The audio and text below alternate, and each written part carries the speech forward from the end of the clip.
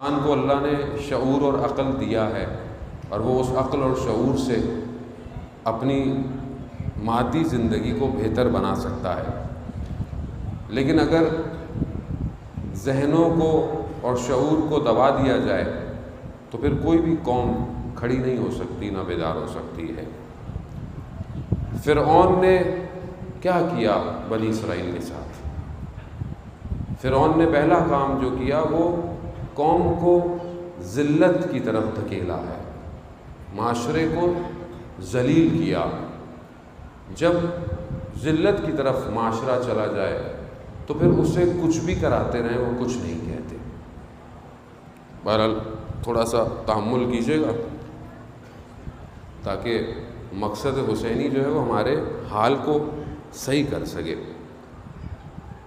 فرعون نے اتنا دبایا کہ وہ اس حد تک پہنچ گیا کہ مردوں کو غلام، عورتوں کو غلام، بچوں کو مار دینا اور اپنا لیبر کے طور پر بنی اسرائیل کو اس نے استعمال کیا۔ اتنا پست کر دیا کہ جو چاہے وہ کرواتا رہا، خود انا ربکم الاعلیٰ، میں ہی سب سے بڑا رب ہوں کا دعویٰ کر بیٹھا۔ لیکن بنی اسرائیل نے دعا کی اور خدا نے ان کی دعا کو قبول کیا اور حضرت موسیٰ علیہ السلام کو اسی فرعون کے دربار میں بلند کیا۔ یعنی فرعون کیا کر رہا تھا اور خدا نے کیا کیا؟ جب خدا کچھ کرنے پر آئے تو پھر خدا یہ نہیں دیکھتا کہ آیا گھر دشمن کا ہے یا حکومت دشمن کی ہے، وہ اسی ہی میں سے ایسے نور کو نکالتا ہے جو تاریخوں تک ساطع ہو جاتی ہے۔ یہ خدا کا کام ہے، لیکن خدا بھی، فارمولہ خود قرآن میں ہے، خدا بھی اس قوم کی نصرت کرتا ہے، مدد کرتا ہے جو خود چاہے اپنے حال کو بدلنا۔ اگر ہم اپنی حالت کو بدلنا خود ہی نہیں چاہتے تو پھر خدا کیا کرے گا؟ خدا تو نہیں کرے گا۔ دیکھیں خود بنی اسرائیل نے کیا، لیکن اس کے اثرات کیا ہوئے؟ جس حالت میں قوم بڑھتی ہے، پنپتی ہے، اس وقت نظام کیا تھا؟ نظام فرعونیت کا تھا۔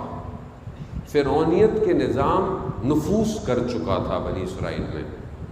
وہ بنی اسرائیل کہ جسے حضرت موسیٰ دریائے نیل میں سے معجزے دکھا کے گزار رہا ہے، وہ ابھی باہر نکلی تھی اور دیکھا ایک قوم بتوں کی پوجا کر رہی ہے، تو موسیٰ کو کہا موسیٰ ہمارے لیے کیوں نہیں ایسا خدا بنا دیتے؟ کیوں؟ معجزے دیکھ چکی تھی، معجزے دیکھ رہی تھی، کیوں کیا؟ کیونکہ نظام فرعونیت کا حاکم تھا ذہنوں پہ۔ عزیزان محترم، ہم کب توڑیں گے فرعونیت کے نظام کو؟ کیا ہم اسی فرعونیت کے نظام میں پلتے بڑھتے رہے تو کیا ہماری یہ نسل امام زمانہ کے کام آئے گی؟ تو کون کرے گا اس کو تبدیل؟ کیسے تبدیل ہوگی یہ؟ ہمارے بہت آسان ہے، بہت صاحب ہم کیا کریں؟ ہم کیا کریں؟ حکومت ایسی ہے، لوگ ایسے ہیں۔ یہ لوگ مارس سے اترے جو ہماری حکومت میں ہیں، کہاں سے ہیں؟ ہمارے میں سے ہی ہیں۔ کون ان کو ہر سال ووٹ ڈالتا ہے؟ کیوں نہیں پوچھتے بعد میں؟ کیوں چند لوگ اتنے طاقتور ہو جاتے ہیں؟ صاف واضح ہے، قرآن کہہ رہا ہے کہ ستمگر اقوام کو رسوا کرتے ہیں، ذلت میں رکھتے ہیں۔ آپ کہتے ہیں ہمارے تو لائٹ ہی نہیں آ رہی، مولانا یہی آ جائے بڑی بات ہے، باقی باتیں چھوڑیں۔ کیوں ہے یہ؟ جو ملک نیوکلیر پاور ہو اس کی لائٹ چلی جائے، لوگ ہنستے ہیں دنیا میں، واقعاً ہنستے ہیں۔ نیوکلیر پاور ملک کی لائٹ جاتی ہو، ہم کیوں نہیں سوچ رہے اس بات کو؟ ہم کیوں نہیں اپنے شعور کو اس مقام پہ لے کر آتے؟ درس حسینی یہی تو ہے، درس حسینی یہ تھوڑی آپ آئیں سنیں چلے جائیں۔